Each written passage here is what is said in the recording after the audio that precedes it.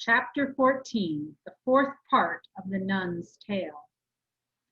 The children found themselves standing in a dark room. At the center of the room was a great wooden table. A dozen candles stood on it, the only light. Wax dripped down the sticks, gathering in craggy hills at their bases. Behind the candles stood a man. He was short, with thin hair and small, blinking gray, honest eyes. They had no ability to deceive. That was clear right away. The children instantly knew that this was the most honest man they would ever meet. "What is this?" he demanded. "Who are you, and what are you doing here?" "I am sorry, Father," William said, kneeling, and the other children followed his example. Even Gwen Fort sat down. "We were brought here by Brother Giraldus Scotus." "You were?" Abbot Hubert blinked his gray eyes. "Where is he?" "He had to go deal with something," William said. The oblate felt awful, hiding even an iota of truth from this honest man. "We have never had the honor of meeting, Father Hubert, but I am William, son of Lord Richard de Orange." The abbot blinked. Are you? You're so big." William nodded, a little taken back by the banality of the comment. He had expected something different, a little more penetrating from the great abbot Hubert. "And who are you, little people?" the abbot asked. Jeanne bowed her head. "I am Jeanne of Ville Saint-Geneviève." Jacob bowed his head as well. "And I am Jacob, son of Moishe and Bathsheba."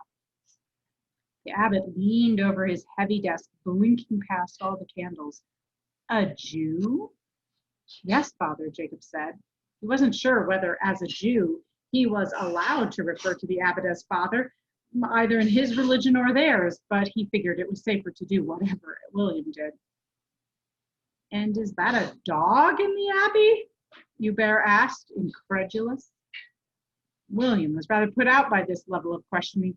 "It is, Father. You see, Gerald told us to bring this dog before you. The story is—" Bang! The children jumped a foot. Someone had knocked on the door, rather loudly. Bang, bang, bang!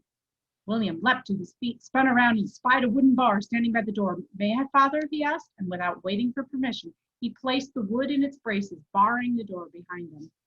"Just what is going on?" the poor honest abbot demanded, utterly befuddled now. Bang, bang, bang!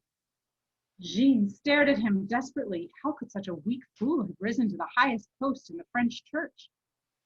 "Father," William began again, speaking more quickly now as the knocking grew louder, "this dog is Gwen Fort of Ville Saint-Geneviève. She has been venerated there as a saint ever since her martyrdom 10 years ago." Bang, bang, bang! Jeanne glanced up over her shoulders at the door. A light kindled in the abbot's eyes, a light of recognition. "Someone," William barreled on, "we believe Prior Michelangelo sent men to Ville Saint-Geneviève to desecrate the holy dog's grave. This girl, Jeanne, had a vision it would happen." Bang, bang, bang! The knocking was growing louder, more insistent. "She went to the grove where the dog was buried, and when she arrived, she found Gwen Fort, the dead dog, resurrected like a Lazarus, standing on her own grave." The abbot's eyes had grown wider and wider. His thin gray eyebrows began to climb up his forehead. Banging was deafening now. Bang, bang, bang, bang! The men sent to desecrate the grave took it upon themselves to murder this saintly dog. William was warming up, his words ebbing and flowing like the sermon of a wandering preacher. And this little girl risked her own life over and over again to save it. Jeanne put her arm around Gwen Fort's neck. Bang, bang! The abbot's eyebrows now nearly mingled with his thinning hair. He shook his head in wonder. They could barely hear William now over the banging. The door rattled on its hinges.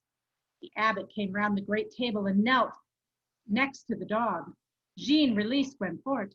Hubert put his hand on Gwen Fort's head. She stared up from her black eyes into his gray ones. "I'm so confused," he said. Jeanne sighed. Jacob looked awkwardly at the floor. William prepared to explain it all again. The abbot went on. "Why are you telling me this?" Bang, bang, bang, bang! And why bring me this dog? He said, stroking Gwen Forte's head, his brows knitted with befuddlement. Bang, bang, bang, bang. When I was the one that ordered her killed.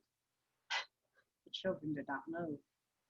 Abbot Hubert stared into Gwenfort's eyes, still stroking her head. The banging continued, unheeded. We cannot have peasants worshipping false saints, Kenway, he asked, especially not dogs. He laughed and reached behind him for something on the table and stroking Gwenfort's head. I have heard of you too, children. They claim you are performing miracles, healing, soothsaying, acts of strength beyond all credibility. The children did not respond. They saw that with one hand, the abbot still stroked Gwenfort's head. With the other, he had taken from the table a sharp instrument like a knife. The banging continued.